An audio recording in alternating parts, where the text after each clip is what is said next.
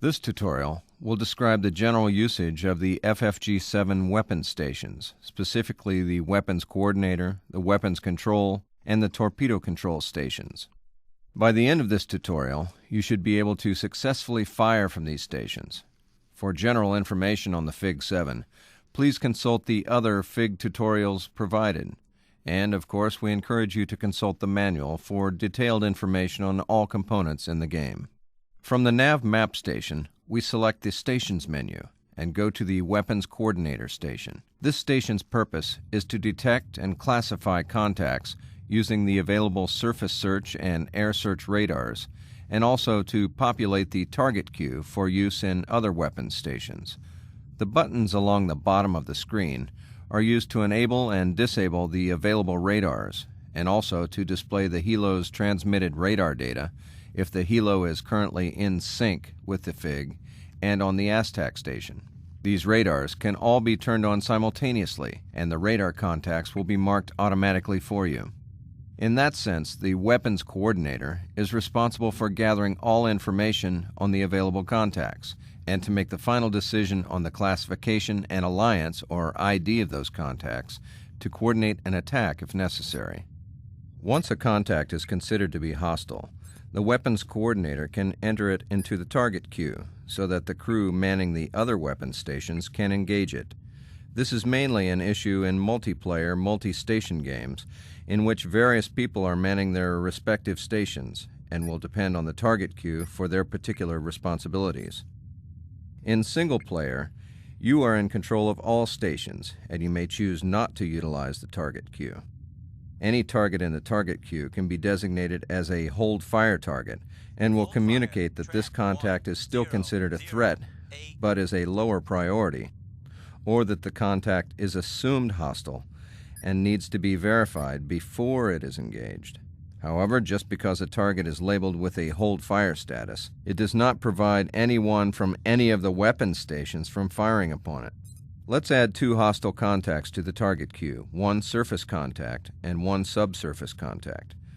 Select the contact in the geoplot display, then click the Engage button, and the target will be added to the target queue. We will now go to the weapons control and torpedo control stations to engage these two contacts. Weapons control provides the interfaces to control many of the FFG's onboard weapons. It allows you to fire the Harpoon missile at surface contacts and to fire the SM-2 missiles at surface and air contacts. It allows you to fire the 76mm gun at surface and land-based contacts. It provides the controls to input Harpoon plans to successfully fire a harpoon and have it follow the designated waypoints. Lastly, it provides the settings to control the fire of the close-in weapons system, also known as the CWIS, to engage incoming missiles and airborne enemies. Let's select the surface contact in the target queue from the missile panel. We then click the SM-2 button to ready the missile for firing. Once it is ready, we then assign the contact to the STIR radar that will guide the weapon to its target. When a target is assigned and acquired by the radar, the fire button will light and we can launch the weapon. To fire a harpoon, we click on the Harpoon Plan button, select the same surface contact in the queue, and then click Apply. Then we can click Auto Preset so that the Harpoon plan will be given a default path to the target, but you can alter this plan as needed. When we return to the missile panel and assign the surface contact to the STIR radar, since it now has a valid Harpoon plan, we can click the Harpoon button to fire the weapon successfully. The gun control panel works in a similar fashion. Select the target to fire upon, assign it to the CAS fire control radar that will be used to track the target, and then click the Hold Fire button to toggle the status of the gun you're about to fire. You can extend the gun camera to the top left of the screen to watch the results of the gun firing.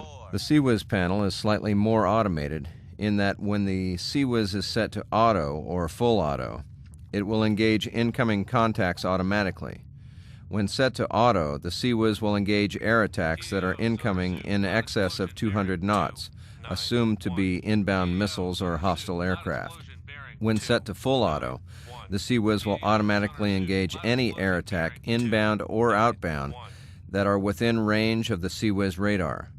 Use caution when in full auto because the CWIS will engage your accompanying MH-60 helicopter if it is trying to take off or land.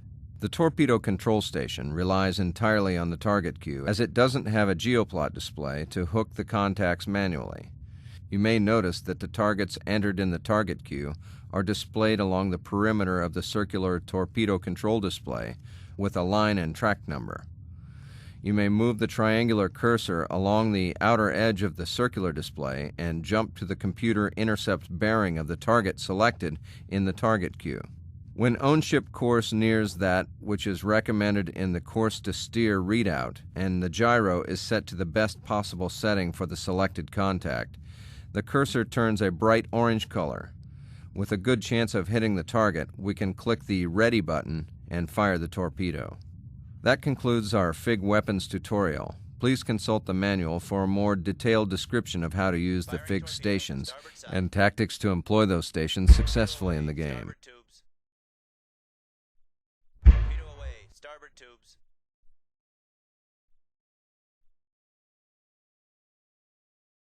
TAO, sonar soup, loud explosion, bearing 189.